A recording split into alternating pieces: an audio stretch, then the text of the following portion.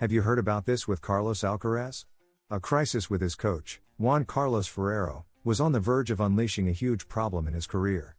But it ended up being exactly what he needed to become world number one again. And now, a legendary coach like Patrick Mouratoglou has shed light on what really happened. To understand it, we first need to remember something. Carlos Alcaraz wouldn't be who he is today without Juan Carlos Ferrero. The former world number one took him under his wing in 2019, when he was just a 16-year-old kid, and turned him into a Grand Slam champion in record time. His working style was always clear: maximum discipline, focus, and hard work. Ferrero said it more than once: talent without effort is worthless. But of course, Alcaraz is only 22 years old. He's young, famous, and has been under the spotlight from a very early age. And that's where the friction came in. According to Mouratoglou, the key to the crisis was that Carlos needed space to enjoy life, while Ferrero demanded a strict routine. That difference in mentality exploded after the loss in Miami against David Goffin, a huge blow that made it clear something wasn't working in their dynamic. At that point, many thought the relationship might break. But what happened was the opposite: they talked, adjusted, and found a balance. Mouratoglou explained it like this: Juan Carlos understood that Alcaraz is young and needs free time to enjoy life. Carlos knows he has to take his training and matches very seriously. They came to an agreement. And the results were immediate. Alcaraz arrived at the US Open in his best shape, both physically and mentally, and showed it match after match until he lifted his 6th Grand Slam and returned to number one in the world. Mouratoglou made it clear: honestly, I had never seen Carlos so focused in every match of a Grand Slam. The story shows that even tensions can be positive. Ferrero, with his experience, knew how to give way where it was needed. And Alcaraz, with his hunger for glory, understood that in order to keep growing, he had to respect the method. A master-student relationship that recalls the great pairings in sports, with moments of friction, but with one common goal: to be the best. Today Alcaraz enjoys that balance, and his team, including Ferrero, is once again the foundation of everything. The crisis ended up being the ultimate boost he needed to conquer New York and reclaim the top. Have you heard the latest about Carlos Alcaraz and Jannik Sinner? After everything the Mercian went through with his coach Juan Carlos Ferrero, that so-called crisis that ended up taking him to his best level at the US Open, now he faces an even bigger challenge: defending his throne against a Sinner who is already preparing a plan to dethrone him. Alcaraz has just won his 6th Grand Slam in New York and regained the number one spot in the world. A success that, as we already explained, was built on adjustments within his team, discipline, and a balance that allowed him to be more focused than ever. But in tennis there's no time to relax, because right on the other side of the net stands Jannik Sinner, the player who has pushed him to the limit the most in the last 2 years. In the US Open final, Sinner was clearly outplayed by Alcaraz, even on the surface that suits him best, fast hard courts. And the Italian admitted it bluntly: he's improved. The things I did well in London, he did them better today. I felt like he was doing everything a little bit better, especially on serve and in clean shots. A tough blow for the man who, until a few weeks ago, was world number one. But Sinner doesn't hide. Just minutes after losing, he already knew his next step: to reinvent himself. I'm even going to try to lose some matches, but testing new things, being more unpredictable. That's my goal, to become a better player, he confessed. And there lies the key. Many see him as an almost robotic player: flat shots, constant rhythm, an impossible wall to break down. But with little magic.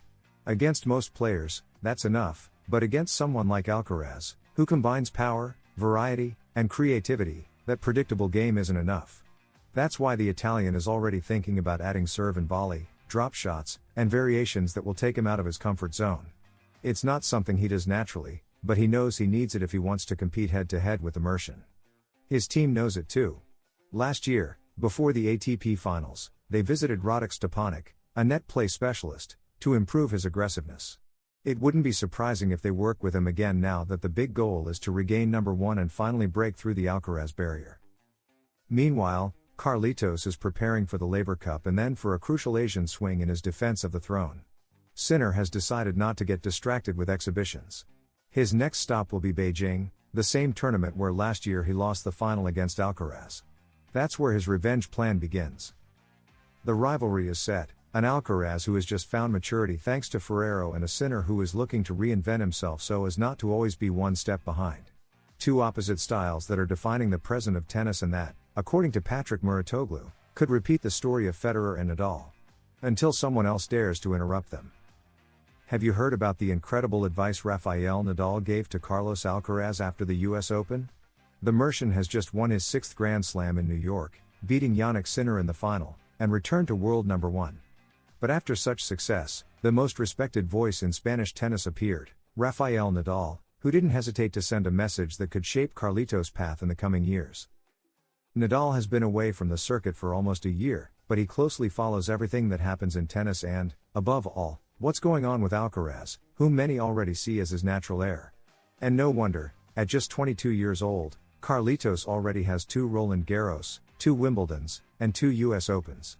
He only needs Australia to complete the Grand Slam. That's why every word from Rafa carries enormous weight. At an event in Madrid, Nadal was clear: you have to enjoy the moment, which is brilliant, and keep working to achieve goals, improve, and train every day with the desire to be better at something. Because, even if you're the best in the world, there's always room for improvement, and that should be the daily motivation. A recommendation that encapsulates the entire philosophy that took Nadal to 22 Grand Slams and made him a legend. Interestingly, this advice contrasts with what Roger Federer once gave to Alcaraz. The Swiss advised him to divide his career into 5-year blocks, think in the medium term, and then replan. A much more structured vision. But Rafa sees it differently. 5 years is not short term, it's a lot in tennis, because at any moment everything can change drastically. The important thing is to enjoy the day-to-day and have short, medium, and long-term goals. In other words, Federer spoke to him about planning and patience, Nadal spoke to him about intensity and the present. And the truth is that Alcaraz's career seems to move between those two visions, taking care of his long-term projection, but without forgetting that in every tournament he has to give everything, because opportunities don't always come back. The advice arrives at the perfect moment, just when Carlos must prepare for the hardest part, maintaining his number 1 spot in a packed end of the season, with the Laver Cup, Asian Swing, and ATP finals where Sinner and other big rivals await. And beyond that, with Australia already in his mind as the big objective for 2026 to complete the set of Grand Slams. That's why Nadal's message is so powerful: enjoy, but never stop improving. And if anyone knows what it means to reinvent yourself tournament after tournament to stay at the very top, it's Rafa. Now the big question is, will Alcaraz follow Nadal's advice and be able to sustain this rhythm to become an even greater legend than the big three themselves? Can you imagine a tennis legend saying that the current circuit is surrendered to Carlos Alcaraz and Jannik Sinner? Well, that's exactly what Boris Becker has just done. The German, former world number 1, has hit hard against the top players after seeing how Carlitos and Jannik share out all the Grand Slams. Becker is clear about it: Zverev, Medvedev, Rublev, Rune, Fritz, Ruud. They're all content with being second or third. They don't fight hard enough, they accept that Alcaraz and Sinner are better. And he sent a direct message: reaching quarters or semifinals doesn't count if you want to be the best in the world. The former champion even gave the key: to compete against them you can't play the same game, you have to be more aggressive, change strategy, not enter long baseline rallies. And he claimed that only Auger Aliassime tried something different against Sinner. The criticism is brutal and leaves a question hanging: has tennis been left in the hands of Alcaraz and Sinner because no one else dares to challenge them? Carlos Alcaraz is living a key moment in his career. At just 22 years old, he already has 6 Grand Slams and has regained the world number 1 after winning another US Open. But beyond the titles, what defines the present of tennis is his rivalry with Jannik Sinner. They've played 5 finals this year and a total of 15 head-to-head matches, inevitably recalling golden eras like that of Federer and Nadal. Carlitos sums it up with humor: I see you more than my family. But behind the joke is the reality: they are 2 players pushing each other to the maximum and marking a new era. It's not all easy. Alcaraz has had to face tensions even with his coach, Juan Carlos Ferrero, which according to Patrick Muratoglu were necessary to reach balance and the Mercian's best version. At the same time, Sinner is already preparing a plan to dethrone him, seeking to step out of his comfort zone and add variety to his game. This shows the battle is only just beginning. The historic voices are weighing in as well. Nadal, an absolute reference, advises him to enjoy the day-to-day and never stop improving. Djokovic, for his part, admits how tough it is to face Carlitos and Sinner in long matches, though he promises not to give up.